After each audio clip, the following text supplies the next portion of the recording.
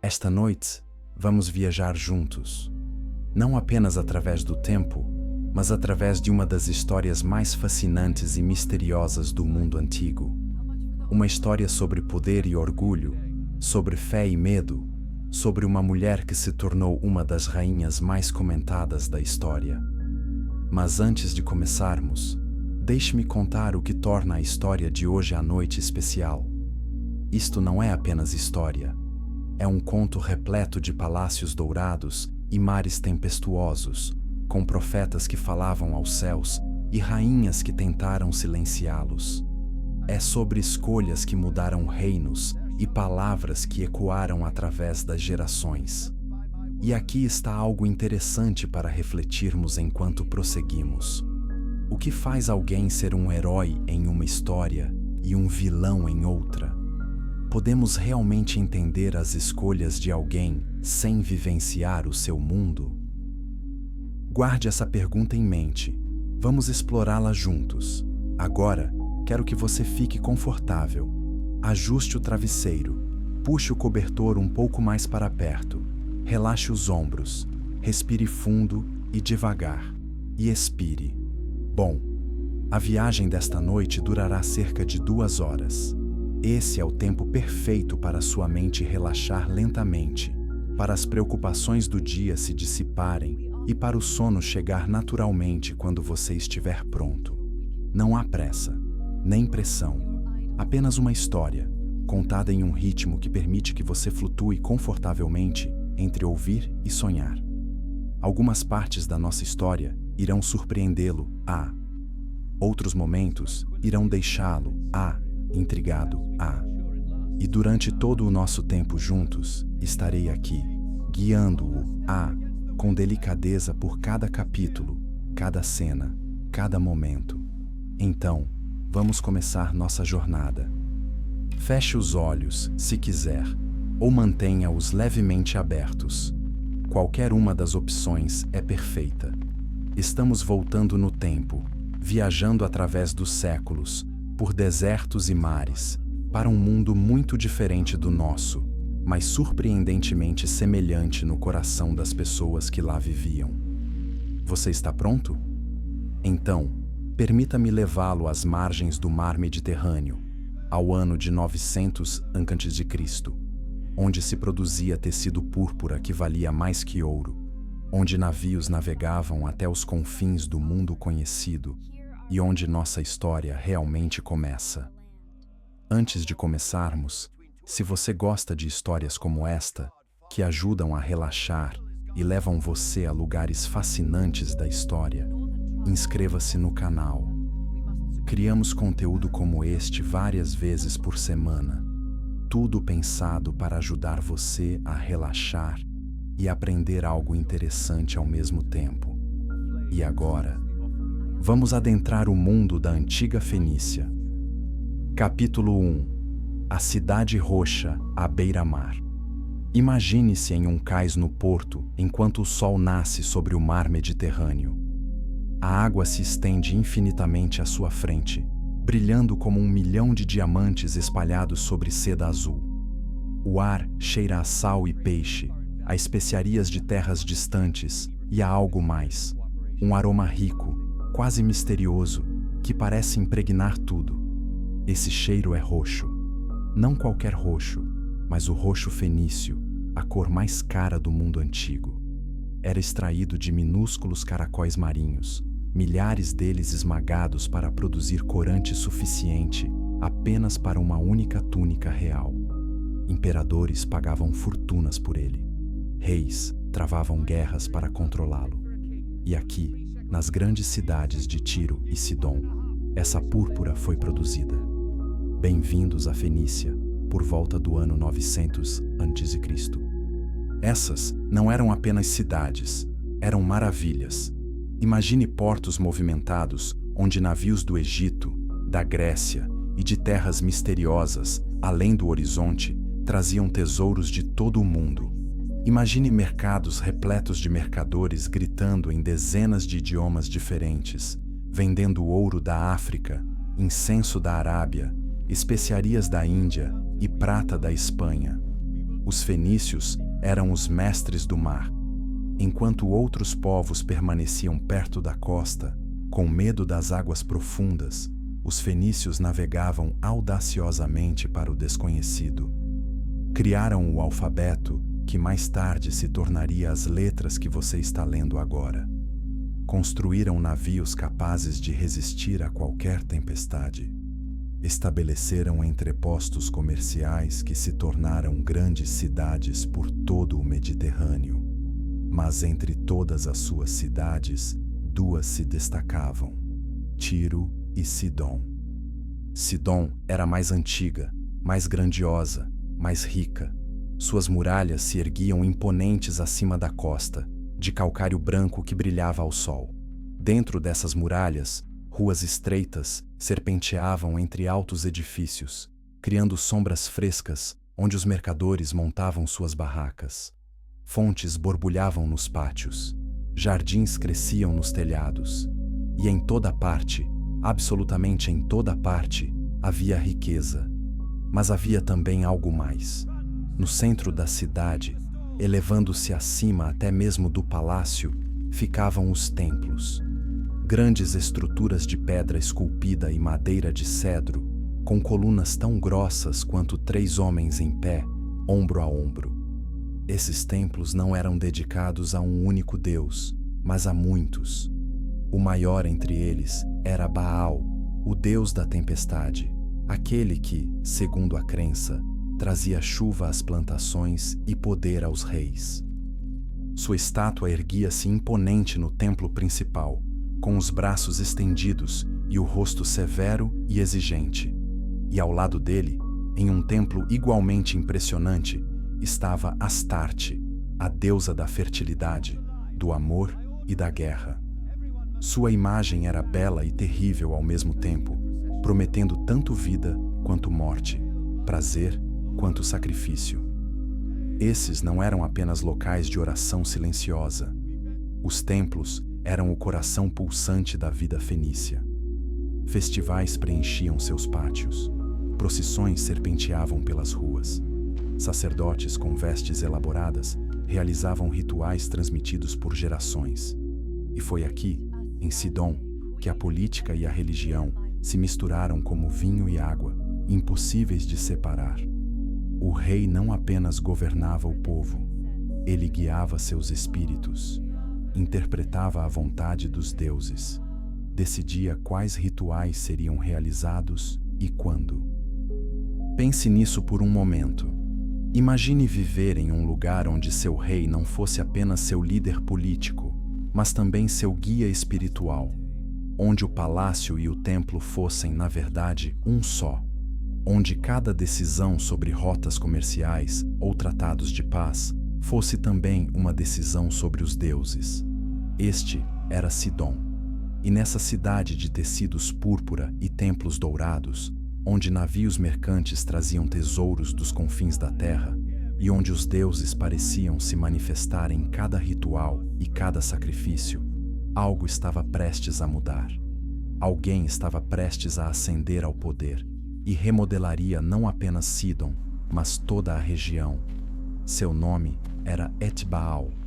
E para entendermos a história de Jezabel, primeiro precisamos entendê-lo, pois foi ele quem a transformou naquilo que ela se tornaria. Mas essa é uma história para o nosso próximo capítulo. Por agora, guarde esta imagem na sua mente: a cidade à beira-mar, os tecidos roxos esvoaçando na brisa, os templos erguendo-se em direção ao céu e o cheiro de incenso misturando-se com a maresia. Você consegue ver? Continue respirando devagar. Deixe a imagem se fixar em sua mente, e quando estiver pronto, conheceremos o homem que mudará tudo. Capítulo 2. Uma princesa diferente de todas as outras. Agora, vamos falar sobre ambição. O que leva alguém a almejar mais do que já possui? O que faz uma pessoa olhar para o poder e decidir que precisa tê-lo, não importa o preço? Etbaal conhecia bem a ambição. Ela ardia dentro dele como um fogo insaciável. Ele não nascera para ser rei. Não, O caminho de Ethbaal até o trono era muito mais interessante do que uma simples herança. Veja bem, antes de se tornar rei, ele era um sacerdote. Um sumo sacerdote de Astarte, para ser exato. Imagine-o em sua juventude, um homem que conhecia os textos sagrados de cor, que conseguia executar os rituais mais complexos sem um único erro, que compreendia os profundos mistérios que as pessoas comuns jamais vislumbravam. Ele se apresentava diante das multidões durante os festivais, sua voz ecoando pelos pátios dos templos, proferindo palavras que as pessoas acreditavam vir diretamente da própria deusa. Mas para Ethbaal, isso não foi suficiente. Ele ficava de pé no altar, realizando sacrifícios, observando a fumaça subir em direção ao céu, e seus olhos se voltavam para o palácio visível através das colunas do templo. Ele podia ver os guardas do rei, os estandartes reais, os mensageiros correndo de um lado para o outro com notícias importantes. E ele queria isso, tudo isso. Os registros antigos não nos dizem exatamente como aconteceu. Eles simplesmente dizem que Ethbaal matou Felos e assumiu o trono. Assim, sem mais nem menos. Poucas palavras para descrever o que deve ter sido um momento dramático e violento que mudou tudo. Talvez tenha sido um ataque repentino durante uma cerimônia. Talvez tenha sido uma conspiração cuidadosamente planejada. Nunca saberemos ao certo. Mas o que sabemos com certeza é o seguinte: Ethbaal teve sucesso. Ele passou de estar diante do altar a sentar-se no trono. Tornou-se rei de Sidom, uma das cidades mais poderosas do mundo conhecido. E eis o que torna isso tão importante. Ele não deixou de ser sacerdote ao se tornar rei. Ele fundiu os dois papéis em um só. Agora, ele era tanto governante político quanto líder espiritual, a voz dos deuses e o comandante dos exércitos.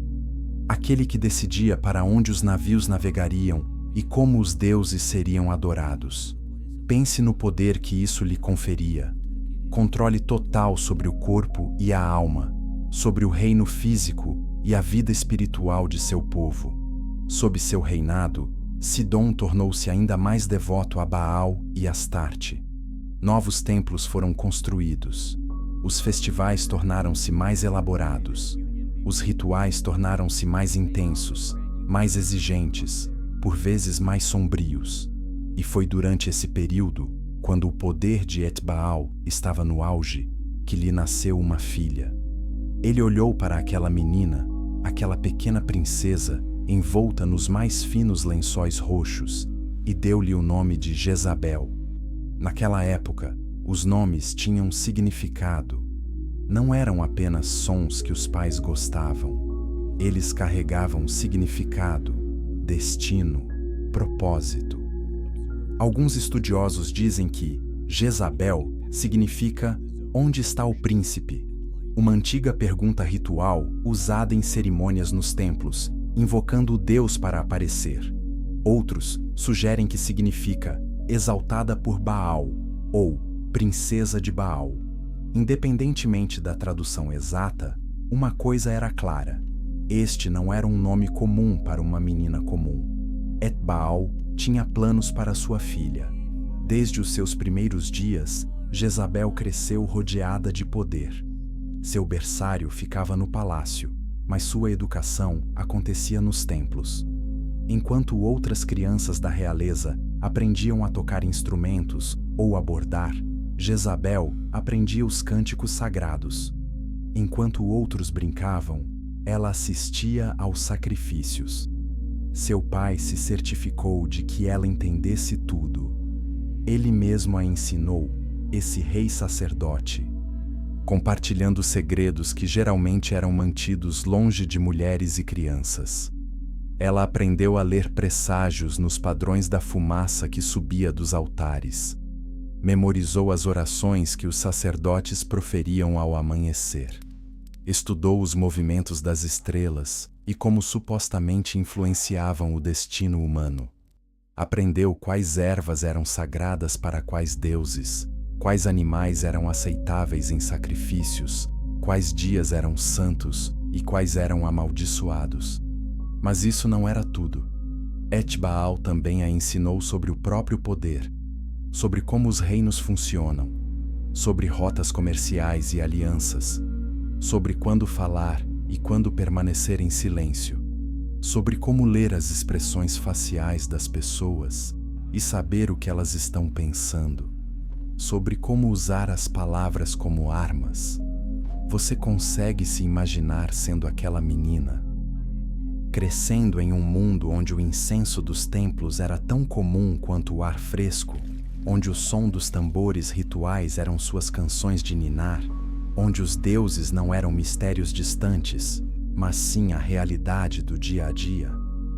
Conforme Jezabel crescia, algo fascinante aconteceu.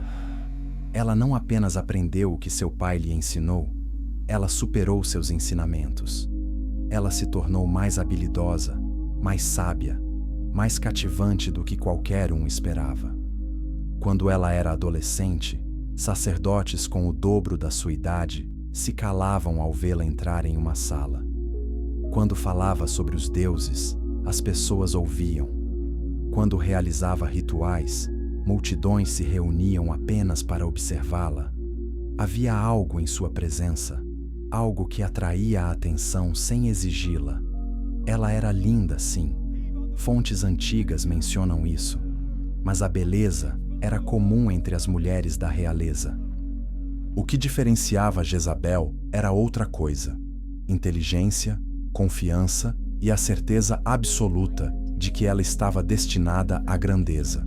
Ela não caminhava pelos corredores do palácio. Ela deslizava.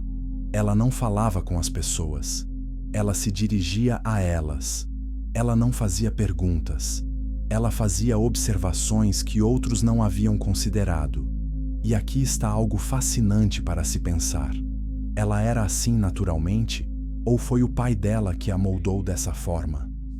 Será que Etbaal a transformou completamente, tornando-a exatamente como ele pretendia? Ou havia algo dentro dela que nem mesmo ele conseguia controlar totalmente? Guarde essa questão em mente. Voltaremos a ela mais tarde. Quando Jezabel atingiu a idade de casar, sua reputação já havia se espalhado para além de Sidom. Embaixadores de outros reinos a tinham visto em cerimônias de estado. Mercadores que visitavam Sidom retornavam para casa com histórias sobre a notável filha do rei sacerdote. Seu nome era mencionado nas cortes de todo o Mediterrâneo. Ela era culta, ela era poderosa, ela era devota aos seus deuses. E seu pai, Etbaal, começou a pensar em como poderia usar essa filha extraordinária para estender ainda mais a influência de Sidom. Ele começou a pensar em uma aliança com o Reino do Sul, um reino rico, mas instável, um reino que precisava do que a Fenícia podia oferecer e que, em troca, podia fornecer o que a Fenícia precisava. Um reino chamado Israel. E com esse pensamento, as engrenagens do destino começaram a girar. Mas estou me adiantando na história. Vamos fazer uma pausa e respirar fundo. Sinta seu corpo relaxando onde quer que você esteja. Perceba como sua mente viajou para este mundo antigo, para esses salões de mármore e templos repletos de incenso. Se você está achando esta história interessante e relaxante, reserve um segundo para clicar no botão curtir. Isso ajuda outras pessoas a encontrarem essas histórias também e me mostra que você está gostando da jornada que estamos fazendo juntos. Agora, vamos continuar, porque o palco está montado, os jogadores estão prontos e algo significativo está prestes a acontecer. Capítulo 3. Quando dois reinos se encontraram. Você já se perguntou como uma única conversa pode mudar o curso da história? Como um único encontro entre duas pessoas pode afetar milhares de vidas, remodelar nações e reverberar através dos séculos? É isso que estamos prestes a presenciar. Vamos agora viajar para o sul, deixando para trás as cidades costeiras da Fenícia e seguindo para o interior, até a região montanhosa da Samaria. Este é Israel, e é um lugar muito diferente de Sidom. Enquanto a Fenícia era antiga e estável, Israel era relativamente jovem e frequentemente conturbado. Onde as cidades fenícias existiam há séculos, Israel ainda estava se definindo, ainda descobrindo que tipo de nação queria ser. O rei de Israel naquela época chamava-se Acabe. Ele era filho de Onri, que havia sido um governante forte e eficaz. Onri havia transferido a capital de Israel para Samaria e a transformado em uma cidade imponente. Ele havia firmado tratados de paz com reinos vizinhos e fortalecido o exército de Israel. Agora, Acabe sentou-se no trono de seu pai e tinha grandes planos. Ele queria fortalecer ainda mais Israel. Queria garantir rotas comerciais para o Mediterrâneo. Queria ter acesso aos navios fenícios que podiam transportar mercadorias israelenses para os mercados do outro lado do mar. Queria a riqueza proveniente do comércio internacional. E ele sabia exatamente quem poderia lhe dar tudo isso: Etbaal de Sidom. Então, numa manhã de primavera, quando as estradas estavam secas e a viagem era fácil, Acabe reuniu uma caravana real: carros de guerra, guardas, servos, oficiais e presentes, muitos presentes: ouro, prata, azeite, cereais, lã fina. Ele trouxe amostras de tudo o que Israel produzia e que a Fenícia pudesse desejar. E ele partiu para o norte, em direção à costa, em direção a Sidom. Imagine essa jornada, deixando as colinas da Samaria, passando por vales onde pastores vigiavam seus rebanhos, atravessando vilarejos onde as pessoas paravam o trabalho para ver a procissão real passar. Gradualmente, a paisagem se transformava. As colinas davam lugar às planícies costeiras. E, finalmente, lá estava, o mar Mediterrâneo, vasto e azul, estendendo-se até o horizonte. E, ao lado, erguendo-se as muralhas brancas de Sidom. A cidade era mais magnífica do que qualquer coisa que Ahab já tivesse visto. Prédios mais altos, ruas mais largas, mais cores, mais sons, mais vida concentrada em um só lugar do que em qualquer outro lugar em Israel. Quando os portões se abriram para recebê-lo, Acabe se viu em um mundo diferente. Músicos tocavam instrumentos que ele nunca tinha ouvido antes. Dançarinos se moviam em padrões que pareciam quase hipnóticos. As ruas estavam repletas de pessoas vestindo roupas em tons de roxo e azul que não deveriam existir na natureza. O cheiro de incenso estava por toda parte, denso, doce e um pouco avassalador. E observando tudo da sacada do palácio, Etbaal esperava. Os dois reis se encontraram no grande salão do palácio de Sidom. Não era como a sala do trono de Acabe em Samaria. Este salão era enorme, com colunas esculpidas em forma de árvores sustentando o teto. Lâmpadas ardiam com óleos perfumados. Tapeçarias mostravam cenas de deuses e deusas em momentos de poder e julgamento. Ahab subitamente percebeu que estava em domínio alheio. Mas Etbaal foi benevolente. Recebeu o jovem rei calorosamente. Sentaram-se juntos, não em tronos formais, mas em sofás confortáveis, enquanto os servos traziam vinho e bolos de mel. Conversaram sobre seus pais, sobre comércio, sobre a situação do mundo. Durante 3 dias, eles negociaram. Mapas estavam espalhados sobre as mesas. Representantes comerciais de ambos os reinos listavam o que podiam oferecer. Israel tinha grãos, azeite, lã e produtos agrícolas. A Fenícia tinha madeira de cedro, corante púrpura, artigos de metal, navios, e acesso às rotas comerciais do Mediterrâneo. Foi uma combinação perfeita. Cada reino tinha exatamente o que o outro precisava.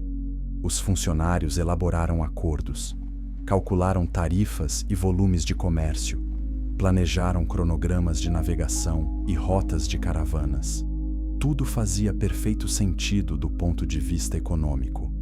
Mas no quarto dia, durante um banquete privado em um dos jardins do palácio, Etbaal trouxe à tona algo novo. Estavam sozinhos, com exceção de alguns criados, sentados em um pátio onde uma fonte borbulhava e palmeiras balançavam ao sabor da brisa da tarde. O sol se punha sobre o Mediterrâneo, pintando o céu em tons de laranja e rosa. Etbaal serviu mais vinho para os dois e falou em tom pensativo. Rei Acabe, disse ele, nosso acordo é bom. Nossos reinos prosperarão com este comércio. Mas tratados escritos em papiro podem ser quebrados. Acordos assinados com selos podem ser esquecidos quando novos reis assumirem nossos tronos. Eheb assentiu lentamente, imaginando aonde aquilo o levaria. Se quisermos que esta aliança dure, continuou Etbaal, ela precisa ser mais profunda do que documentos. Precisa ser selada com laços familiares, com o casamento. Houve uma pausa. Um pássaro cantou em algum lugar do jardim. Eu tenho uma filha, disse Etbaal. O nome dela é Jezabel. Ela é instruída, versada tanto em assuntos de Estado quanto em assuntos de fé. Ela seria uma rainha digna para Israel. Case-se com ela. E nossos reinos serão unidos de uma forma que nenhum tratado poderá igualar. Eheb ficou completamente imóvel. Ele sabia que isso poderia acontecer. Alianças matrimoniais eram comuns entre reis. Mas este não era um casamento qualquer. Este traria uma princesa fenícia, criada na adoração de Baal e Astarte, para se tornar rainha de Israel. Israel, que adorava Javé. Israel, que tinha profetas que proferiam palavras severas contra o culto a outros deuses. Israel, que tinha uma base espiritual muito diferente da Fenícia. Deixe-me pensar sobre isso, disse Eheb com cautela. Deixe-me consultar meus conselheiros. Esta é uma decisão importante.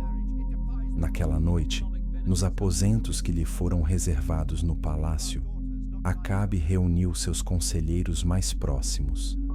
A discussão foi intensa. Alguns conselheiros se mostraram imediatamente favoráveis. Pensem nos benefícios comerciais, disseram. Pensem na aliança com o reino costeiro mais poderoso. Essa união garantiria tudo o que temos negociado e muito mais. Outros estavam hesitantes. Os profetas não vão gostar disso, observou um deles. Especialmente Elias. Ele já se manifestou contra o culto a deuses estrangeiros. O que ele dirá quando levarmos uma sacerdotisa de Baal para o palácio real? Importa o que um profeta pensa? Rebateu outro conselheiro. O rei governa Israel, não os profetas. Precisamos pensar em questões práticas. Paz, prosperidade, estabilidade. Este casamento nos proporciona tudo isso. Acabe ouviu todos os lados. Ele ponderou os benefícios e os custos, e no fim, fez sua escolha. Na manhã seguinte, ele encontrou Etbaal na sala do trono e falou claramente: aceito sua oferta, casarei com Jezabel. Que nossos reinos se unam como uma família. Etbaal sorriu. Não um sorriso largo, mas um sorriso pequeno e satisfeito, como se ele já esperasse essa resposta desde o início. Então deixe-me ligar para minha filha, disse ele. Está na hora de vocês se conhecerem. As portas no fundo do corredor se abriram, e Jezabel entrou. Ela usava um vestido de linho azul escuro com fios de ouro entrelaçados em padrões que captavam a luz. Seus cabelos estavam trançados em elaboradas tranças, presas por pequenos grampos de ouro. Usava pulseiras nos pulsos e um colar de pedras preciosas. Mas o que mais impressionou Ahab não foram suas roupas ou joias. Foi o jeito como ela se movia, completamente confiante, completamente serena. Ela não parecia nervosa, tímida ou insegura. Parecia alguém que pertencia exatamente àquele lugar. Ela percorreu todo o comprimento daquele grande salão enquanto todos observavam, e jamais desviou o olhar. Ao chegar à plataforma onde Ahab e seu pai estavam, ela fez uma reverência, não profunda, mas com um gesto respeitoso. "Meu senhor rei", disse ela, com voz clara e melodiosa, "meu pai me disse que nos faz a honra de buscar aliança com nossa casa." "A honra é minha", respondeu Ahab, e falava sério. De perto, ele conseguia ver os olhos dela, escuros, inteligentes, ponderados. Ela o olhava da mesma forma que ele a olhava, tentando entender que tipo de pessoa estava diante dela, o que essa aliança realmente significaria. "Posso falar livremente?", perguntou Jezabel. Ahab olhou para Etbaal, que assentiu levemente. "Claro", disse Ahab. "Não sou apenas uma mulher para lhes dar filhos", disse Jezabel calmamente. "Sou filha de meu pai, instruída em assuntos de Estado e fé. Se eu for a Samaria como sua rainha, trarei meu conhecimento, meus deuses e meus costumes. Vocês podem aceitar isso?" Havia silêncio no salão. Era uma pergunta incomum. A maioria das noivas da realeza não negociava os termos. Mas bem, Jezabel claramente não era como a maioria das noivas da realeza. Acabe refletiu por um instante. Então disse: "Procuro uma rainha que reine ao meu lado, não atrás de mim. Traga seu conhecimento. Encontraremos um lugar para suas devoções. Juntos, fortaleceremos Israel." Jezabel estudou o rosto dele e assentiu uma vez. "Então temos um acordo." E assim, de repente, tudo estava decidido. A cerimônia formal de noivado ocorreu naquela tarde. Contratos foram assinados. Presentes foram trocados. Sacerdotes de ambos os reinos ofereceram bênçãos, embora, curiosamente, tenham abençoado o casal em nomes diferentes, a deuses diferentes. Ao pôr do sol em Sidom naquela noite, a maior dúvida não era se o casamento aconteceria, mas sim o que ocorreria quando Jezabel chegasse a Samaria. Como Israel receberia essa rainha estrangeira? O que diriam os profetas? Como o povo reagiria? E mais importante ainda, o que Jezabel faria com o poder que estava prestes a receber? Perguntas interessantes, não é mesmo? Antes de descobrirmos as respostas, deixe-me perguntar: se você está gostando desta viagem pela história, compartilhe este vídeo com um amigo ou familiar que também possa gostar. Essas histórias foram feitas para serem compartilhadas, e seu apoio ajuda este canal a crescer. Agora, vamos continuar.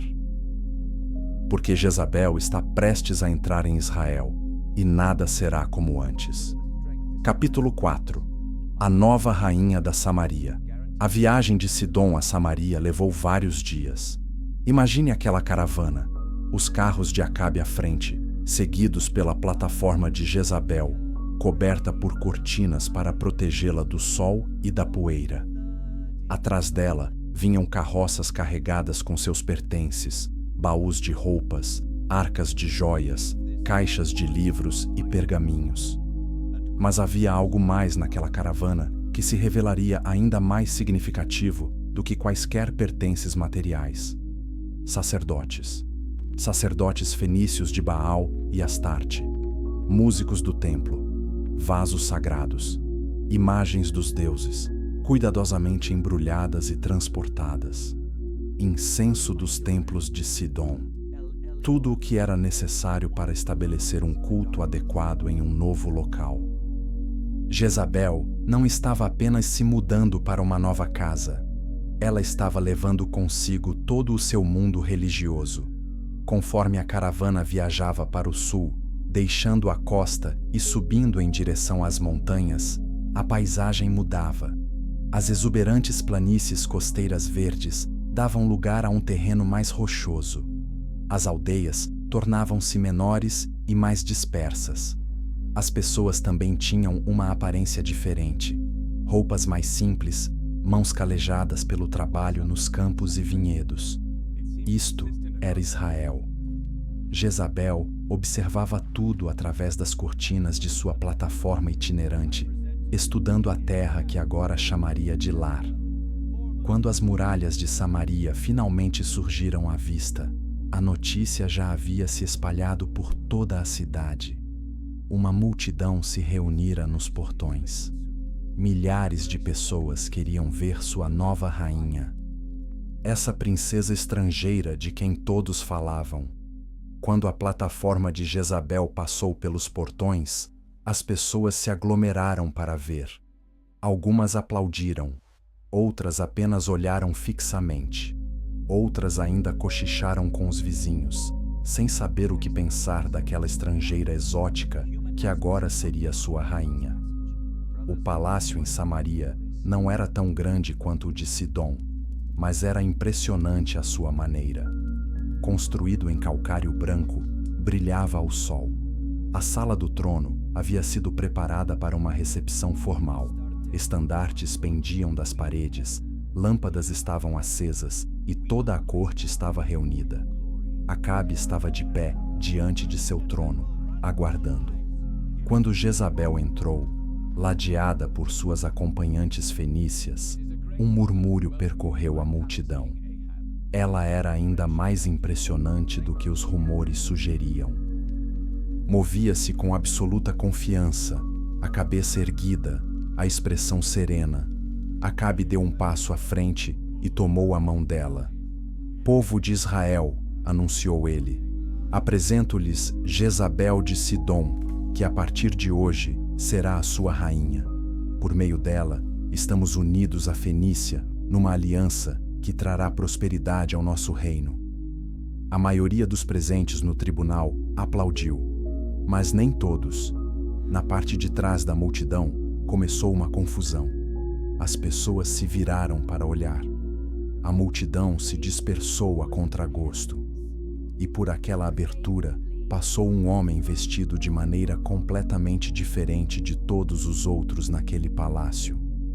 Enquanto os cortesãos usavam linho fino e vestes coloridas, aquele homem vestia um traje rústico de pelo de camelo preso por um cinto de couro. Seus pés estavam empoeirados da estrada. Seus cabelos eram selvagens. Mas seus olhos ardiam com uma intensidade que fazia as pessoas recuarem. Todos sabiam quem ele era. Elias, o profeta de Javé. Ele caminhou diretamente em direção à plataforma onde Acabe e Jezabel estavam, e quando falou, sua voz ecoou por todos os cantos daquele salão silencioso. Rei de Israel, disse Elias, não gritando, mas de alguma forma em voz alta. É isso que você faz? Você une sua casa aos que servem a Baal? Você traz deuses estrangeiros para a terra de Yahvé? O maxilar de Acabe se contraiu. Elias, eu busco paz e prosperidade para Israel. Esta aliança fortalecerá nossa nação. Essa aliança trará julgamento, respondeu Elias. O Senhor te deu este trono. Ele elevou teu pai. Ele te fez rei. E agora você se volta para outros deuses? Não me volto para ninguém, disse Acabe, elevando a voz. Busco o que é melhor para o meu povo. Tão certo como vive o Senhor, declarou Elias. Essa decisão trará consequências para a sua casa. Vocês abrem as portas para a idolatria, e o sofrimento virá em seguida. Por um longo momento, o profeta e o rei se encararam. Toda a corte prendeu a respiração. Então, Jezabel falou pela primeira vez desde que entrara no salão. Sua voz era calma, quase curiosa. Quem é este homem que fala com você com tanta ousadia em seu próprio palácio? Seu nome é Elias, disse Acabe em voz baixa. Ele é um profeta de Yahweh, o Deus de Israel. Os lábios de Jezabel se curvaram levemente. Não chegou a ser um sorriso, mas algo parecido.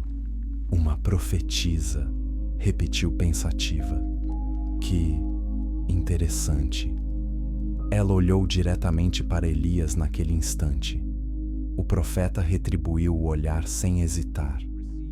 Foi um momento de reconhecimento. Duas pessoas que, de alguma forma, sabiam que se oporiam, embora a história completa ainda não tivesse se desenrolado.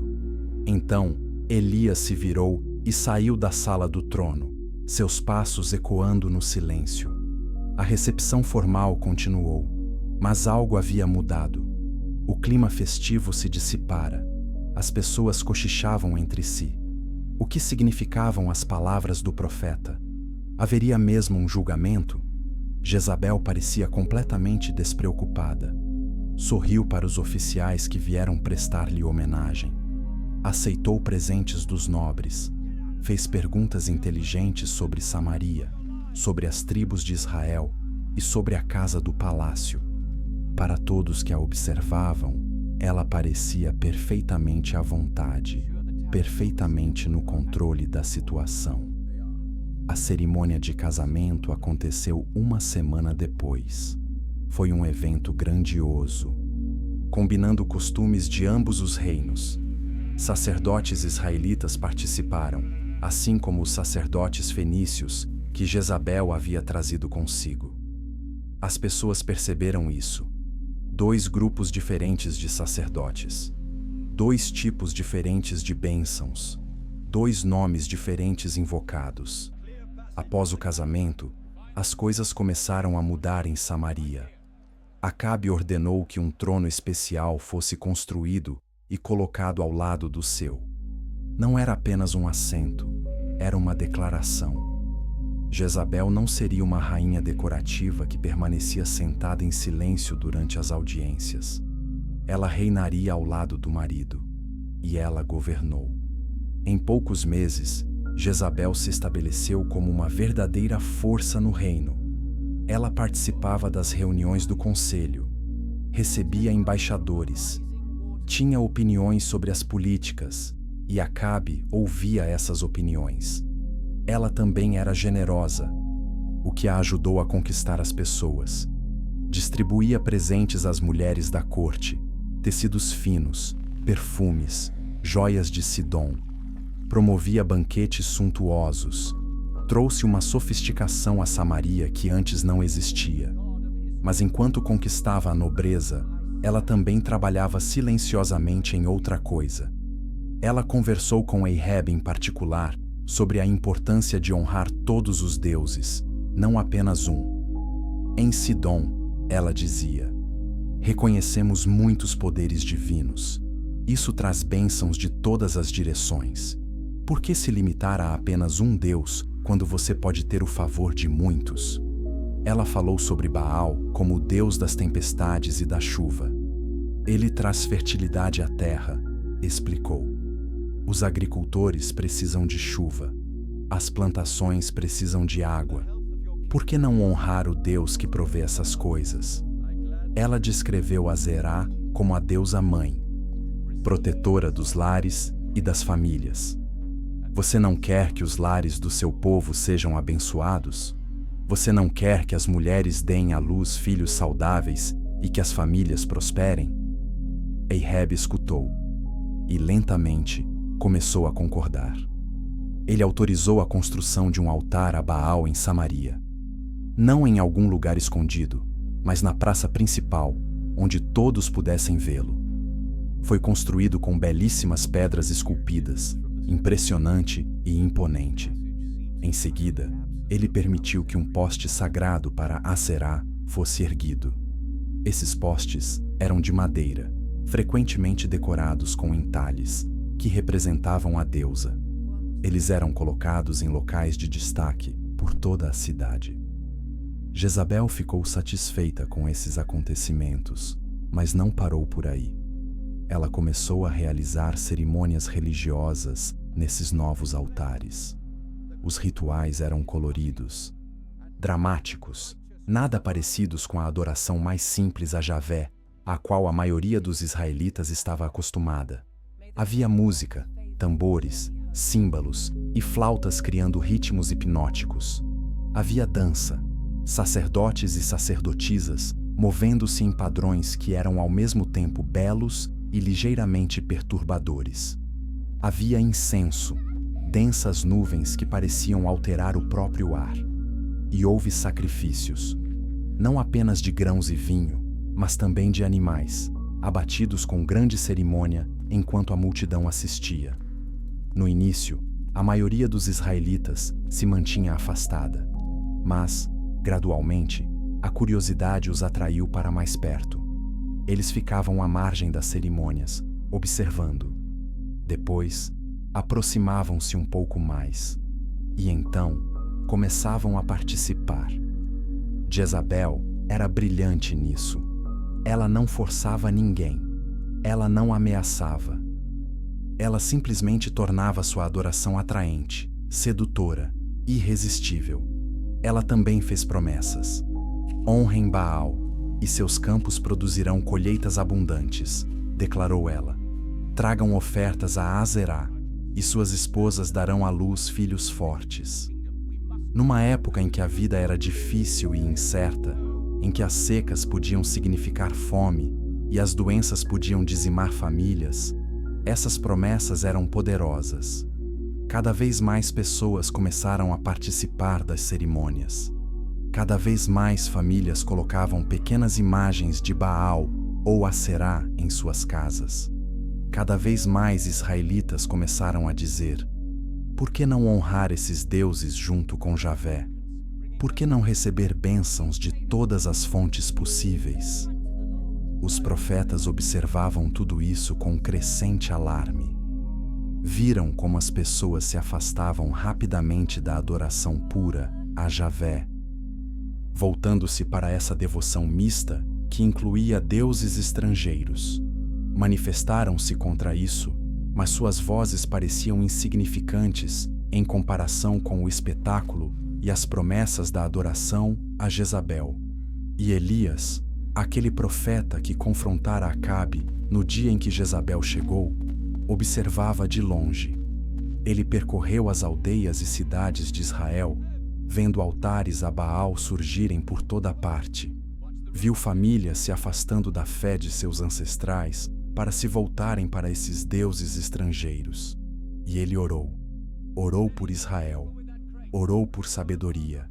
Orou pelo momento certo para agir, porque ele sabia, com absoluta certeza, que isso não poderia continuar para sempre. Que Javé não permitiria que seu povo fosse desviado sem consequências. Que o julgamento estava chegando, mesmo que ninguém mais o visse ainda. O cenário estava pronto. Os jogadores estavam em posição, e o verdadeiro conflito estava prestes a começar. Mas essa é uma história para o próximo capítulo. Por agora, respire fundo. Observe como você se sente. Sua mente está calma? Seu corpo está relaxado? Ótimo! É exatamente assim que queremos estar. Se esta história está te ajudando a relaxar, que tal deixar um comentário abaixo? Gostaria muito de saber o que você acha de Jezebel até agora. Ela é uma vilã? Uma vítima? Algo mais complexo? Compartilhe sua opinião. Agora, vamos para a próxima parte da nossa jornada, onde o próprio céu se torna parte da história. Capítulo 5. Quando o céu se fechou. Você já se perguntou como seria se a chuva simplesmente parasse? Não por um dia ou uma semana, mas por meses, por anos. Se você olhasse para o céu e não visse nada além de um azul infinito, dia após dia, até quase se esquecer de como são as nuvens. É isso que estamos prestes a presenciar. Tudo parecia estar indo bem para Jezabel. Sua influência em Samaria estava crescendo.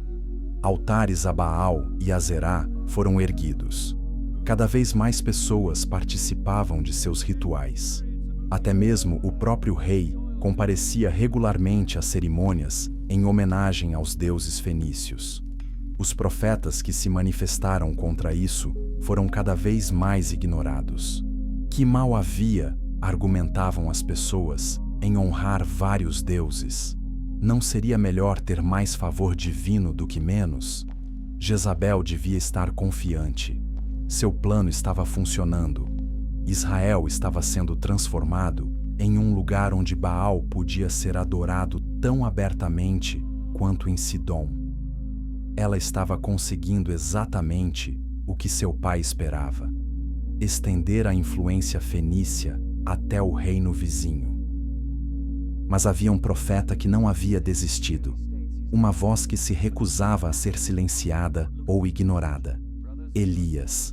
Certo dia, sem aviso prévio, Elias apareceu no palácio. Passou pelos guardas, atravessou os corredores e entrou na sala do trono, onde Acabe estava tratando de assuntos. O rei ergueu os olhos, surpreso e irritado. "O que você quer, Elias?" O profeta deu um passo à frente. Sua voz era firme e clara. "Tão certo como vive o Senhor, o Deus de Israel, diante de quem estou, não haverá orvalho nem chuva nos anos vindouros, exceto por minha palavra." Então, antes que Acabe pudesse responder, antes que os guardas pudessem prendê-lo, Elias se virou e saiu. Foi um encontro tão breve, talvez 30 segundos. Algumas palavras foram ditas, e então o profeta desapareceu. Ahab quase riu. Parecia ridículo. Um homem afirmando que podia controlar o tempo, declarando que a chuva não cairia a menos que ele dissesse, era absurdo. Quando Jezabel soube disso, descartou completamente a ideia. "São ameaças vazias", disse ela. "Deixe-o falar. Baal é o deus das tempestades. Se precisarmos de chuva, Baal a providenciará." Mas as semanas passaram e algo estranho começou a acontecer. Não caiu chuva. No início, ninguém estava muito preocupado. Períodos de seca não eram incomuns. A chuva acabaria chegando. Sempre chegava. Mas a seca continuou. 1 mês, 2 meses, 3. O orvalho da manhã, que normalmente cobria a grama e deixava gotículas nas folhas, também cessou, exatamente como Elias havia dito. O solo permaneceu seco durante toda a noite. Nada umedeceu a terra. Os agricultores começaram a se preocupar. As plantações precisavam de água. O trigo e a cevada nos campos começaram a murchar. As videiras começaram a murchar. As folhas das oliveiras ficaram marrons nas bordas. Jezabel ainda não estava preocupada. Ela organizou uma cerimônia especial para Baal. Afinal, não era ele o deus da tempestade? Aquele que supostamente trazia a chuva? A cerimônia foi elaborada. Todos os 450 profetas de Baal se reuniram no altar principal.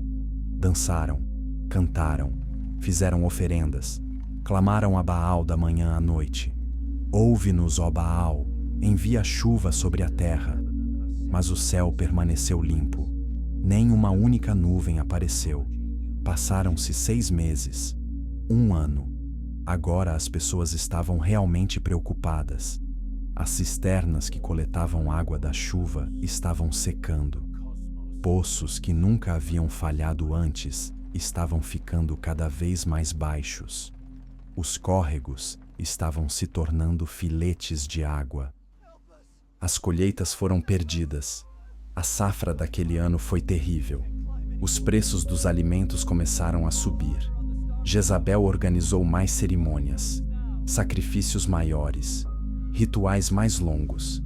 Ela própria, vestida com suas melhores roupas, ficou diante do altar de Baal, com os braços erguidos para o céu. "Grande Baal, Senhor das tempestades, Mestre dos céus, nós te honramos, nós te servimos. Envia tua chuva sobre teu povo." O céu permaneceu vazio. 1 ano se tornou 2. 2 se tornaram 3. Israel estava em crise. A fome se alastrava. Os animais morriam por falta de pasto e água potável. As pessoas abandonavam suas casas em busca de qualquer lugar que pudesse oferecer comida ou água. O rei enviou expedições para encontrar nascentes ou poços que ainda tivessem água. O próprio palácio teve que racionar os suprimentos. Até os ricos estavam passando por dificuldades. E durante todo esse tempo, os altares de Baal permaneceram em silêncio.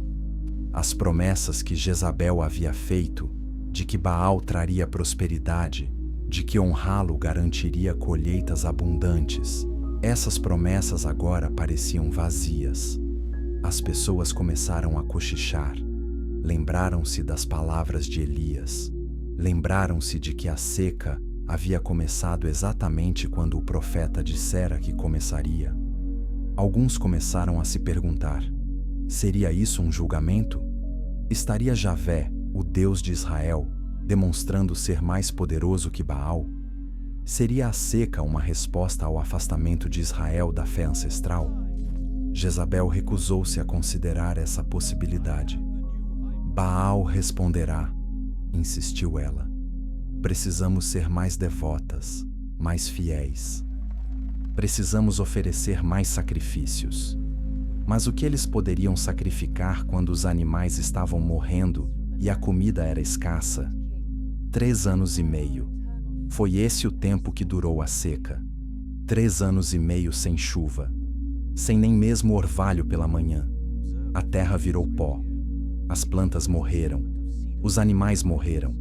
E algumas pessoas também morreram de fome e sede. Foi uma das piores crises que Israel já enfrentou. Eis algo para refletir. Quem realmente estava sendo testado durante essa seca? Apenas Israel? Ou também Jezabel e seus deuses?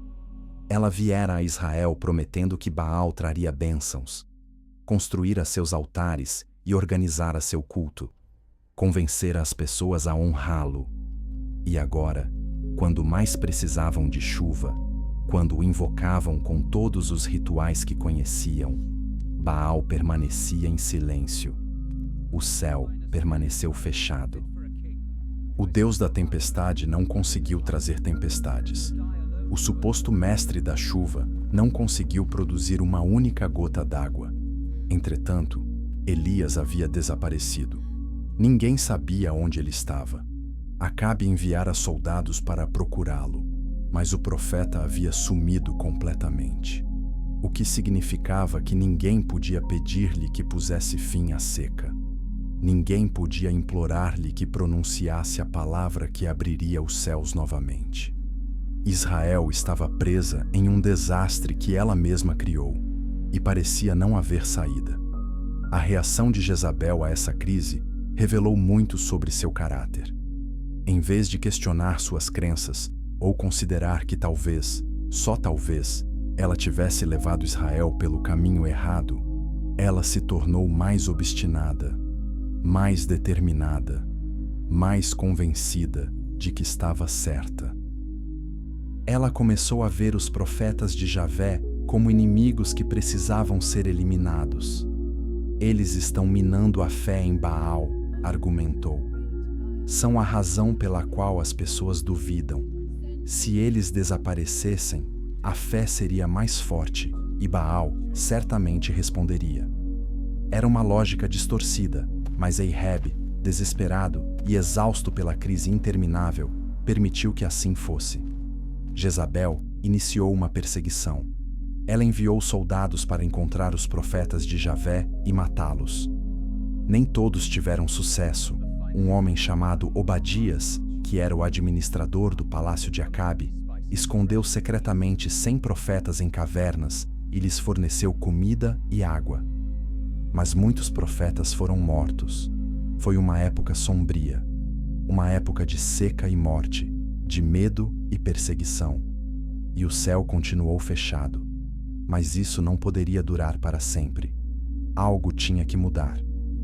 Ou Israel entraria em colapso total, ou algo drástico teria que acontecer.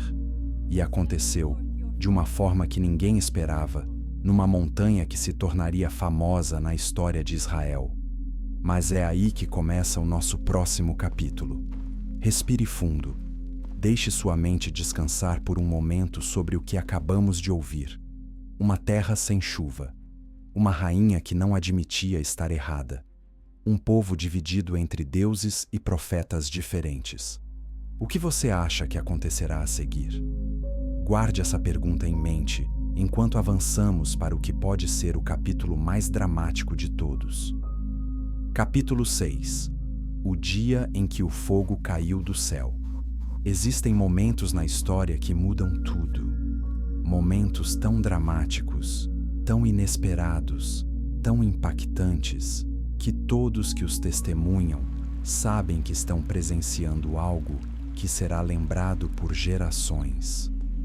O que estamos prestes a vivenciar é um desses momentos. Após 3 anos e meio de seca, Elias reapareceu. Ele foi até Acabe com uma mensagem. Reúna todo o Israel no Monte Carmelo. Traga os 450 profetas de Baal e os 400 profetas de Azerá que comem à mesa de Jezabel. É hora de resolver essa questão de uma vez por todas.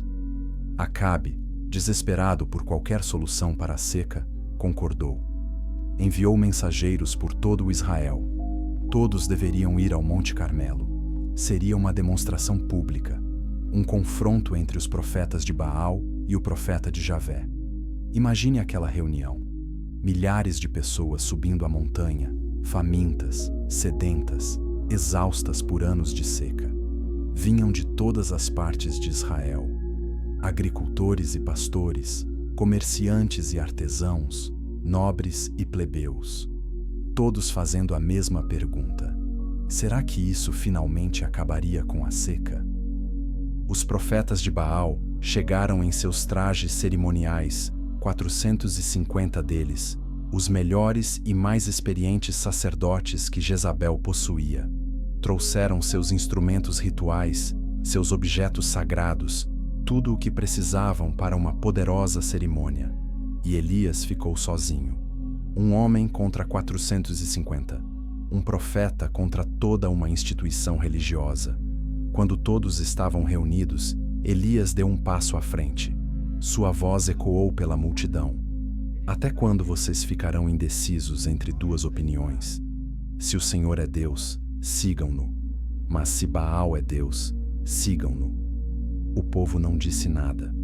Queria ver o que aconteceria antes de se comprometer com um lado ou outro. Elias prosseguiu. Eu sou o único profeta do Senhor que restou. Mas Baal tem aqui 450 profetas. Vamos fazer um teste. Tragam 2 novilhos. Que os profetas de Baal preparem um, e eu prepararei o outro. Colocaremos os novilhos sobre lenha, mas não acenderemos o fogo. Então, invocaremos os nossos deuses. O Deus que responder com fogo, esse é o verdadeiro Deus. Todos concordaram que era justo. Era um teste claro. Ou Baal demonstraria seu poder, ou Javé o faria. Os profetas de Baal foram os primeiros. Prepararam o seu touro, cortaram-no em pedaços e colocaram-no sobre a lenha. Então, começaram a sua cerimônia. Da manhã ao meio-dia, eles dançavam ao redor do altar. Cantavam, clamavam: Baal, responde-nos. Baal, ouve-nos. Envia o teu fogo. Nada aconteceu. A multidão observava, aguardando. Os profetas dançavam com mais fervor. Cantavam com mais intensidade. Deixavam-se levar por um frenesi de devoção. Nada ainda. Ao meio-dia, Elias gritou para eles, com a voz cheia de sarcasmo: gritem mais alto. Talvez Baal esteja pensando em outra coisa. Talvez esteja ocupado com alguma tarefa. Talvez esteja viajando. Talvez esteja dormindo e precise ser acordado. Os profetas de Baal ficaram desesperados. Gritaram a plenos pulmões. Começaram a se cortar com espadas e lanças, como era seu costume, até que o sangue jorrasse. Isso supostamente demonstrava sua devoção, para chamar a atenção de seu Deus. Eles continuaram assim por horas, do meio-dia até a hora do sacrifício da noite, dançando, gritando, sangrando, invocando Baal. Mas não houve resposta. Nenhuma voz respondeu. Nenhuma chama se acendeu. O altar permaneceu frio e silencioso. Por fim, eles desabaram de exaustão. Tudo havia terminado. Baal não respondeu. Então, Elias chamou o povo. Venham até mim. A multidão se aproximou, comprimindo-se para ver o que aconteceria em seguida. Elias encontrou 12 pedras, uma para cada tribo de Israel. Ele reconstruiu um antigo altar ao Senhor que havia sido destruído. Cavou uma vala ao redor dele. Arrumou a lenha cuidadosamente e preparou o sacrifício. Então, ele fez algo que pareceu loucura. Ordenou que 4 grandes jarros fossem enchidos com água preciosa, em tempos de seca, e a água foi derramada sobre o sacrifício e a lenha. Façam de novo, disse ele. Eles serviram mais 4 potes. Uma terceira vez, ordenou ele. Mais 4 jarros de água encharcaram tudo. A água escorreu por todo o altar e encheu a vala. Tudo estava encharcado. Não havia como o fogo começar naturalmente agora. Então, Elias deu um passo à frente. Ele não dançou. Ele não gritou. Ele não se cortou. Ele simplesmente orou, com uma voz clara e calma. Ó Senhor, Deus de Abraão, de Isaque e de Israel, que hoje se saiba que Tu és Deus em Israel e que eu sou Teu servo. Responde-me, Senhor, responde-me, para que este povo saiba que Tu, Senhor, és Deus e que Tu estás convertendo seus corações de volta para Ti. No instante em que ele terminou de falar, fogo caiu do céu. Não era uma pequena chama. Não era uma faísca que crescia gradualmente. O fogo caiu do céu como um relâmpago, mas não atingiu apenas o altar. Consumiu tudo: o sacrifício, a madeira, as pedras, a poeira. Até mesmo a água na vala foi engolida. A multidão prostrou-se com o rosto em terra, clamando: O Senhor é Deus! O Senhor é Deus! Era inegável, inconfundível. Depois de horas em que os profetas de Baal não obtiveram resposta, Javé respondeu imediata e dramaticamente. Uma oração e fogo do céu. Um instante e tudo mudou. Consegue imaginar-se lá, a ver aquele fogo a cair, a sentir o calor, a ouvir o rugido, a sentir o cheiro do fumo, a saber, com absoluta certeza, que acabara de testemunhar algo sobrenatural?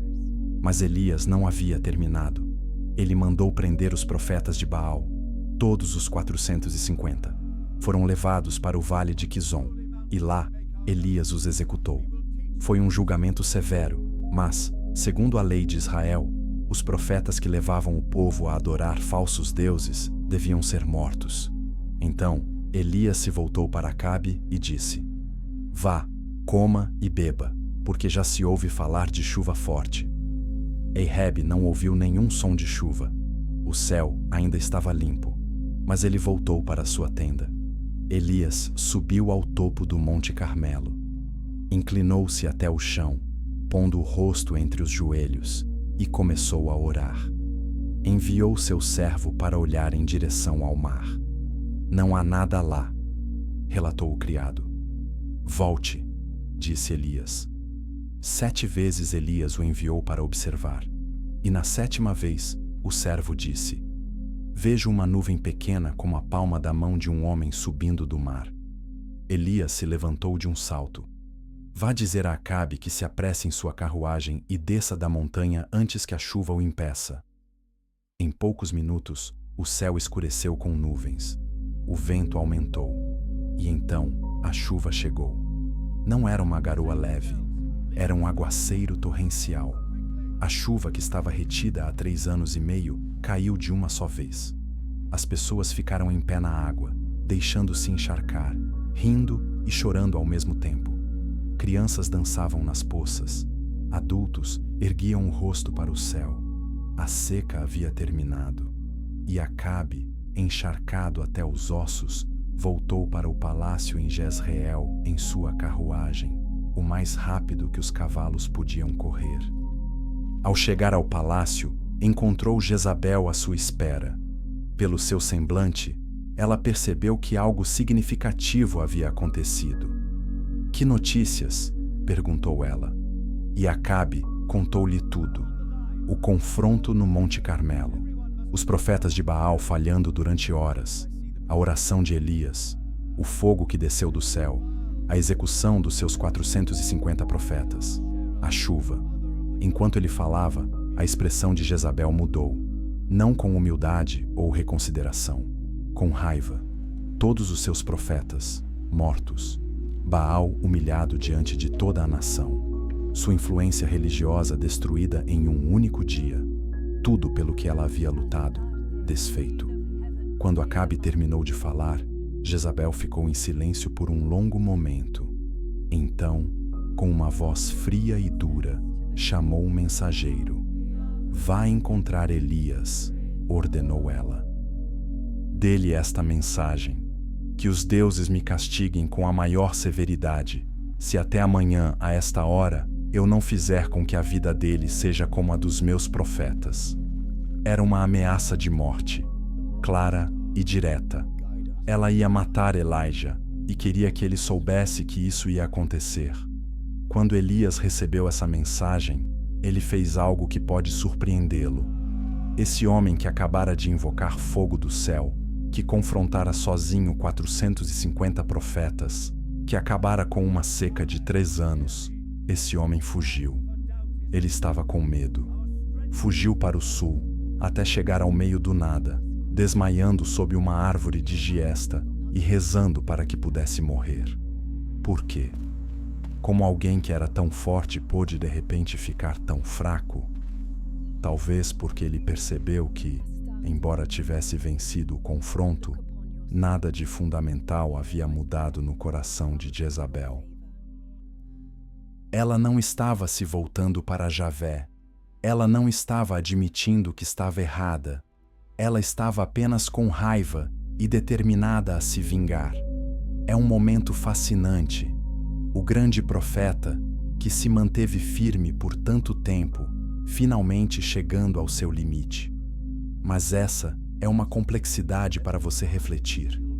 Às vezes, as pessoas que parecem mais fortes também têm seus momentos de fraqueza. Às vezes, a vitória não nos parece como esperamos. A história continua, mas vamos parar por aqui por enquanto. Sua mente percorreu um dos momentos mais dramáticos da história antiga. Respire fundo. Deixe assimilar. Se você ainda está ouvindo e acompanhando esta história, que tal clicar no botão de inscrição? Essas viagens pela história exigem muita pesquisa e preparação, e sua inscrição ajuda a tornar mais delas possíveis. Agora, enquanto sua mente continua a relaxar e seu corpo mergulha em um repouso mais profundo, vamos prosseguir para o próximo capítulo, onde veremos o que acontece quando o poder de uma rainha se depara com a ganância humana. Capítulo 7. A vinha que custou tudo. Às vezes, as maiores revelações sobre o caráter de alguém acontecem em pequenos momentos, não em grandes confrontos ou embates dramáticos, mas em situações simples que revelam o que alguém realmente valoriza. Este capítulo trata de um desses momentos. Após o confronto no Monte Carmelo, a vida em Israel voltou lentamente ao normal. A chuva retornou. As plantações voltaram a crescer. A crise imediata havia terminado, mas a crise espiritual não foi resolvida. Jezabel ainda era rainha. A adoração a Baal e a Será continuou. Embora talvez de forma menos ostensiva após a dramática demonstração do poder de Javé, e Acabe, influenciado por sua esposa, continuou a tomar decisões que mostravam onde residia sua verdadeira lealdade. Certo dia, Acabe caminhava perto de seu palácio em Jezreel quando avistou um belo vinhedo. As videiras eram viçosas, as uvas suculentas e doces. Era bem cuidado e, obviamente, motivo de orgulho para seu dono. A vinha pertencia a um homem chamado Nabote. estava na sua família há gerações, passada de pai para filho, cuidadosamente cultivada, uma fonte de rendimento e de orgulho. Ahab teve uma ideia. Aquele vinhedo ficava tão perto do seu palácio. Se fosse dele, poderia transformá-lo numa horta. Seria conveniente, útil, perfeito para a família real. Então, ele abordou Nabote com o que lhe pareceu uma oferta razoável. Dê-me a sua vinha para que eu a transforme numa horta, já que fica tão perto do meu palácio. Em troca, darei-lhe uma vinha melhor. Ou, se preferir, pagarei o que ela valer. Parecia justo. Um rei fazendo uma compra legítima de um súdito. Nabote poderia obter terras em outro lugar, ou dinheiro, ou ambos. Mas Nabote balançou a cabeça firmemente. Que o Senhor me livre de dar a vocês a herança de meus pais. Para Nabote, não se tratava apenas de valor econômico. De acordo com a lei e a tradição israelitas, a terra da família era sagrada. Representava seus ancestrais, sua herança, seu lugar na comunidade. Vender a terra, especialmente para alguém de fora da família, não era apenas uma transação comercial, era abandonar sua identidade. Nabote não podia, em sã consciência, vender as terras que seus pais lhe haviam deixado. Acabe deveria ter entendido isso. Como rei de Israel, ele deveria ter respeitado as leis e os costumes de seu próprio povo. Ele deveria ter aceitado a resposta de Nabote e seguido em frente. Mas ele não fez isso. Em vez disso, ele voltou para o palácio, foi para o quarto, deitou-se na cama, virou o rosto para a parede e recusou-se a comer. Fez beicinho como uma criança a quem foi dito que não podia ter um brinquedo. Isso é interessante, não é? Aqui estava o rei de Israel, com riqueza e poder, com um palácio e exércitos, com tudo o que a maioria das pessoas poderia sonhar. Mas porque um homem se recusou a vender-lhe uma vinha, ele fez o que foi essencialmente um ataque de fúria. Jezabel o encontrou assim. "Por que você está tão cabisbaixo?" perguntou ela. "Por que você não quer comer?" Acabe explicou a recusa de Nabote. A resposta de Jezabel revela tudo sobre seu caráter. Ela olhou para o marido amuado com algo próximo ao desprezo. "É assim que você age como rei de Israel?" perguntou ela. "Levante-se e coma. Anime-se. Eu lhe darei a vinha de Nabote." Repare no que ela não disse. Ela não disse: "Respeitem a decisão dele", nem "os motivos dele são válidos", nem "deveríamos encontrar outra solução". Ela viu a recusa de Nabote como um obstáculo a ser eliminado, não como um direito a ser respeitado. E ela o eliminou, da maneira mais implacável imaginável. Jezabel escreveu cartas em nome de Acabe e as selou com o selo dele. Ela as enviou aos anciãos e nobres da cidade de Nabote com as seguintes instruções: proclamem um dia de jejum, deem a Nabote um lugar de honra, mas coloquem 2 homens perversos diante dele para acusá-lo de amaldiçoar a Deus e ao rei. Depois, levem-no para fora e apedrejem-no até a morte. Foi um assassinato meticulosamente planejado, disfarçado de execução legal. Uma acusação falsa, testemunhas falsas e um desfecho predeterminado. E funcionou. Os anciãos fizeram exatamente o que Jezabel ordenou. Nabote foi falsamente acusado, levado para fora da cidade e apedrejado até a morte. Seus filhos também foram mortos, para eliminar qualquer herdeiro que pudesse reivindicar a vinha. Então, a mensagem voltou para Jezabel: Nabote está morto.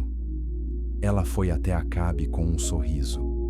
Levante-se e tome posse da vinha que Nabote se recusou a lhe vender.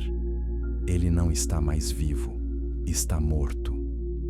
Acabe não perguntou como aquilo tinha acontecido. Ele não questionou as circunstâncias. simplesmente se levantou e desceu até a vinha para reivindicá-la como sua. Ele caminhava entre as vinhas que Nabote cultivava com tanto cuidado. Provavelmente imaginava onde plantaria seus vegetais, como organizaria seu jardim. Estava conseguindo o que queria. Mas então, uma figura familiar apareceu entre as fileiras de videiras. Elias. O profeta caminhou em direção a Acabe, e o semblante do rei se fechou. Então você me encontrou, meu inimigo. Eu te encontrei, respondeu Elias, porque você se vendeu para fazer o mal aos olhos de Yahweh. Então, o profeta proferiu uma das declarações mais terríveis de toda a Escritura. No lugar onde os cães lamberam o sangue de Nabote, os cães lamberão o seu sangue. Sim, o seu. Trarei desgraça sobre você. Exterminarei a sua descendência. E quanto a Jezabel, os cães a devorarão junto ao muro de Jezreel. O julgamento foi abrangente e específico. Não se tratava apenas de punição para Acabe, mas para toda a sua casa. E houve menção especial a Jezabel, aquela que orquestrou o assassinato. Eis o que torna este momento tão significativo. Foi um teste do que Acabe e Jezabel realmente valorizavam. Diante de um simples não de um de seus súditos, eles respeitariam a lei e as tradições de Israel, ou usariam seu poder para tomar o que quisessem, independentemente do certo e do errado. Eles falharam nesse teste de forma espetacular. Por causa de uma horta, algo trivial, desnecessário, puramente uma questão de conveniência, eles cometeram um assassinato. Revelou que, por baixo de todos os debates religiosos sobre Javé versus Baal, por baixo de todos os grandes confrontos e momentos dramáticos, havia uma corrupção moral fundamental, a crença de que o poder lhes dava o direito de fazer o que quisessem, com quem quisessem, quando quisessem. E aqui está algo para se pensar. Jezabel provavelmente achava que estava sendo uma boa esposa. Ela viu o marido chateado e resolveu o problema dele. Em sua visão de mundo, isso pode ter parecido lealdade e competência. Mas na verdade, era maldade. Era tirar vidas inocentes por conveniência. Era demonstrar total desprezo pela justiça e pela lei. Às vezes, nossa bagagem cultural pode nos cegar para a moralidade básica. Jezabel veio de um lugar onde os reis também eram sacerdotes, onde as regras podiam ser flexibilizadas se você tivesse poder suficiente. Ela trouxe essa visão de mundo para Israel e a aplicou sem considerar que Israel tinha valores, leis e padrões diferentes. Ou talvez ela soubesse e não se importasse. Talvez ela achasse que o jeito dela era melhor. Talvez ela acreditasse que o poder não deveria ter limites. De qualquer forma, o resultado foi o mesmo. Um homem inocente morto, uma família destruída e uma sentença proferida que, eventualmente, se concretizaria em detalhes terríveis. Curiosamente, quando Acabe ouviu a declaração de Elias, fez algo inesperado. Rasgou as suas vestes, vestiu-se de pano de saco áspero, jejuou e passou a andar humildemente. Foi um arrependimento genuíno, ou pelo menos um temor genuíno. E por causa disso, Deus mostrou misericórdia. O julgamento completo não viria durante a vida de Acabe, mas nos dias de seus filhos. Mas não há registro de Jezabel se arrependendo. Quando ouviu o que Elias disse sobre seu destino, aparentemente ela o ignorou. Assim como havia ignorado suas declarações anteriores. Ela não acreditava que as palavras do profeta se cumpririam. Ou talvez acreditasse que seus deuses a protegeriam. Ou talvez simplesmente não conseguisse imaginar um mundo onde não vencesse no final. Mas essas palavras foram ditas. Os cães devorarão Jezabel junto aos muros de Jezreel.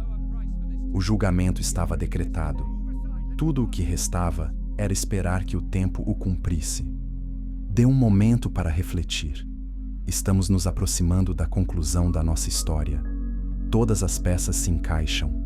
As palavras foram ditas. Agora, só precisamos ver como tudo se desenrola.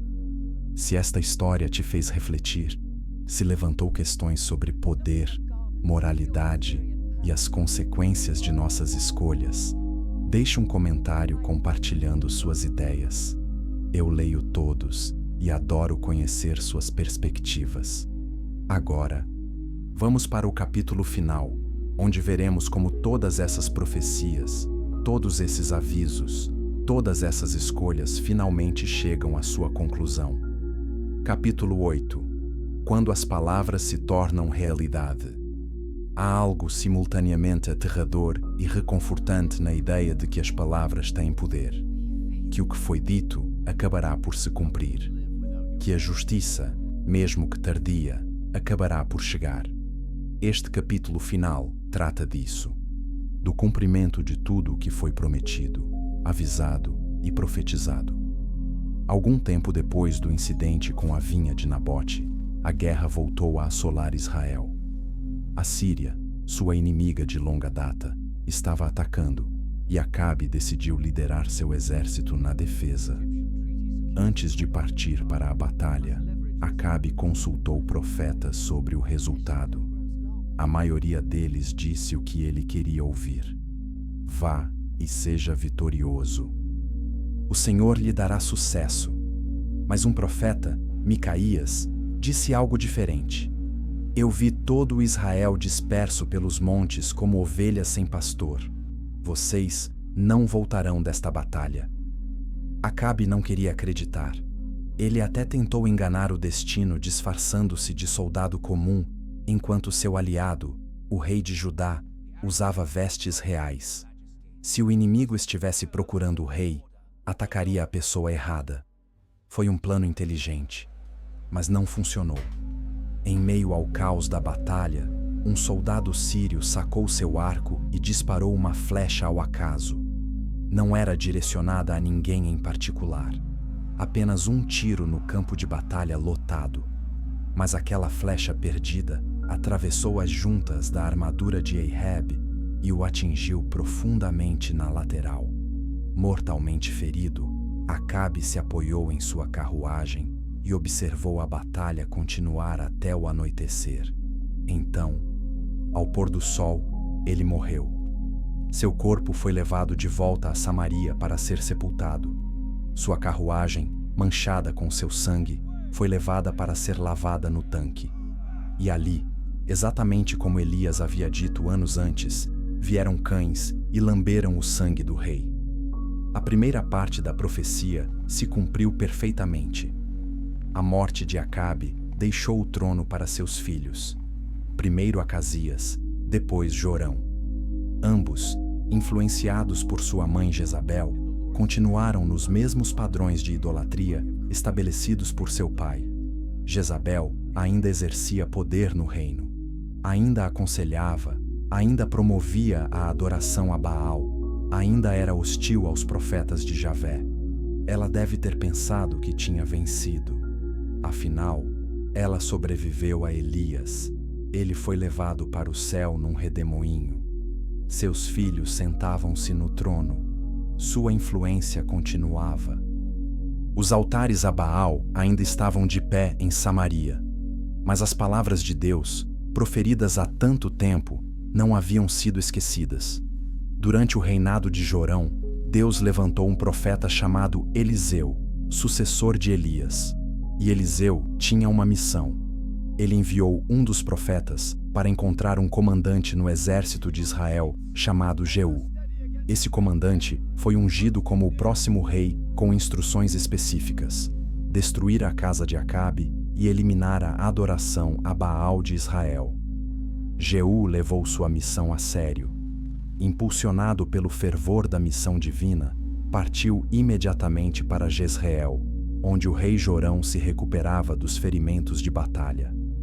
Jeú não veio devagar nem às escondidas. Veio a toda velocidade, sua carruagem correndo pela estrada, levantando poeira atrás dele. Os vigias nos muros de Jezreel o viram chegar e informaram o rei. Jorão, sem saber o que estava acontecendo, saiu em sua carruagem ao encontro de Jeú. "É paz, Jeú?" perguntou Jorão. A resposta de Jeú foi incisiva e condenatória.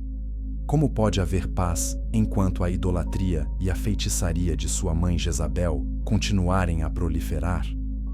Naquele instante, Jorão compreendeu. Aquilo não era uma reunião, era uma execução. Ele tentou fugir, mas Jeú sacou seu arco e disparou uma flecha que atravessou o coração de Jorão. O rei caiu morto em sua carruagem. Jeú ordenou que o corpo fosse lançado no campo de Nabote. "Lembre-se", disse ele ao seu oficial, "do que o Senhor disse a respeito de Acabe. Naquele pedaço de terra em Jezreel, eu lhe retribuirei o sangue de Nabote. Este é o cumprimento daquela palavra." Então, Jeú prosseguiu em direção a Jezreel, onde Jezabel o esperava. Quando Jezabel soube que Jeú estava chegando, ela compreendeu o significado. Ela acabara de receber a notícia da morte de seu filho. Sabia que Jeú havia sido ungido para destruir sua família. Sabia que o julgamento estava próximo. E eis o que é fascinante. Ela decidiu encarar a situação com orgulho intacto. Jezabel pintou os olhos com couro, arrumou os cabelos com esmero, colocou suas joias e vestiu suas melhores roupas. Preparou-se como uma rainha, determinada a ter a aparência de realeza mesmo na morte. Então, ela foi até a janela do palácio e olhou para o pátio, esperando a chegada de Jeú. Quando sua carruagem passou pelos portões, ela gritou em tom de deboche: "Você veio em paz, Zimri, assassino do seu mestre?" Ela o estava comparando a um usurpador anterior na história de Israel, tentando envergonhá-lo. Para mostrar que não tinha medo, Jeú olhou para aquela janela. Ele não respondeu a Jezabel. Em vez disso, gritou bem alto: "Quem está do meu lado? Quem?" Diversos funcionários apareceram nas janelas do andar superior. "Joguem-na no chão", ordenou Jeú. Por um instante, nada aconteceu. Eram homens que haviam servido a Jezabel, que talvez a temessem há anos. Seriam mesmo capazes de fazer isso? Mas então, mãos se estenderam, agarraram a rainha e a atiraram pela janela. Jezabel caiu, seu corpo batendo na muralha do palácio e depois no chão. Seu sangue espirrou nas paredes e nos cavalos, enquanto a carruagem de Jeú passava por cima de seu corpo. Foi brutal, foi horrível. Foi o fim de uma mulher que exerceu um poder enorme durante décadas. Jeú entrou no palácio para comer e beber. Depois de algum tempo, pareceu-lhe lembrar que, apesar de tudo, Jezabel tinha sido filha de um rei. "Cuidem daquela mulher maldita", disse ele. "Enterrem-na, pois ela era filha de um rei." Mas quando os servos foram buscar o corpo dela, quase nada encontraram. Em tão pouco tempo, os cães de Jezreel vieram e devoraram sua carne. Restaram apenas o crânio, os pés e as palmas das mãos. Quando relataram isso a Jeú, ele assentiu lentamente. Esta é a palavra do Senhor, que ele falou por meio de Elias. No campo de Jezreel, os cães devorarão a carne de Jezabel. O seu cadáver será como esterco na terra, de modo que ninguém poderá dizer: "Esta é Jezabel."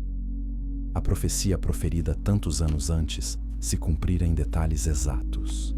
Os cães a devoraram, junto ao muro de Jezreel. Seu corpo foi deixado como lixo, irreconhecível, desonrado. É um final trágico, não é? Nenhuma morte pacífica rodeada pela família, nenhum enterro digno, nenhuma homenagem póstuma, apenas um fim violento e um corpo devorado por cães. Por que essa história termina dessa forma? O que devemos concluir dela? Talvez seja isto: que as escolhas têm consequências, que o poder usado de forma errada não protege para sempre, que a justiça, mesmo que tardia, acaba por chegar. Jezabel teve oportunidades de mudar. Quando Elias fez descer fogo do céu, ela poderia ter reconsiderado sua devoção a Baal. Quando seus profetas se mostraram impotentes, ela poderia ter se humilhado. Quando Elias pronunciou o julgamento, ela poderia ter se arrependido, como seu marido fez brevemente. Mas ela não o fez. Permaneceu convencida de que estava certa, de que seus deuses a protegeriam, de que seu poder duraria para sempre. E no fim, todo aquele poder, toda aquela confiança, todo aquele orgulho não significaram nada. As palavras proferidas por um profeta rude, vestido com pelos de camelo, se cumpriram, enquanto as promessas dos sacerdotes, em vestes finas, não se concretizaram. Eis uma questão para refletirmos ao concluirmos. Jezabel era má ou apenas um produto de sua cultura, fazendo o que acreditava ser certo? Era uma vilã ou uma figura trágica que realmente acreditava estar servindo a seus deuses e apoiando seu marido?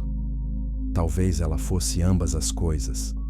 Talvez ela tivesse qualidades que poderíamos admirar: inteligência, confiança, determinação, mas as direcionasse para fins errados. Talvez ela fosse capaz de amar e ser leal, mas expressasse esses sentimentos de maneiras destrutivas. A história tende a retratar as pessoas simplesmente como boas ou más. Mas as pessoas reais geralmente são mais complexas do que isso.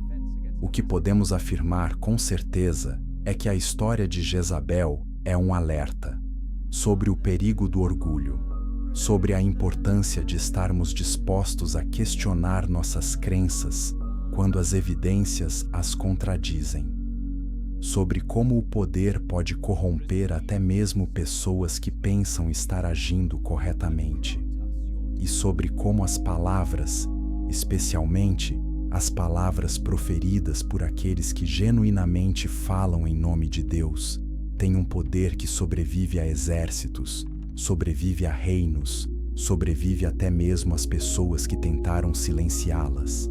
A chuva que Elias chamou veio, o fogo que ele invocou desceu, os juízos que ele pronunciou se cumpriram, suas palavras se provaram verdadeiras. As palavras de Jezabel, suas promessas, suas garantias de que Baal a protegeria e proveria, tudo se mostrou vazio. No fim das contas, é a isso que a história se resume. Não apenas a queda de uma rainha, mas a vindicação da verdade sobre a falsidade, do Deus verdadeiro sobre os falsos, da justiça sobre o poder. E com isso, nossa jornada por essa antiga história chega ao fim. Você viajou comigo através dos séculos, por palácios e templos, por secas e chuvas, por confrontos e suas consequências. Você conheceu um rei sacerdote e sua ambiciosa filha, um rei fraco e uma rainha poderosa, profetas que falaram com ousadia, apesar do preço a pagar, e você testemunhou como suas escolhas moldaram nações e reverberaram pela história. Espero que esta história tenha lhe dado algo em que pensar, algo para refletir enquanto você adormece ou simplesmente relaxa. Questões sobre poder e fé, sobre orgulho e humildade, sobre como nossas escolhas se propagam de maneiras que nem sempre podemos prever. Obrigado por embarcar nesta jornada comigo. Se você gostou, curta este vídeo, inscreva-se no canal e compartilhe com outras pessoas que também possam apreciar essas viagens históricas. Durma bem, meu amigo, e que a sua história seja uma história de sabedoria, humildade e escolhas que levem à vida, e não à destruição. Até a próxima, descanse em paz. Boa noite.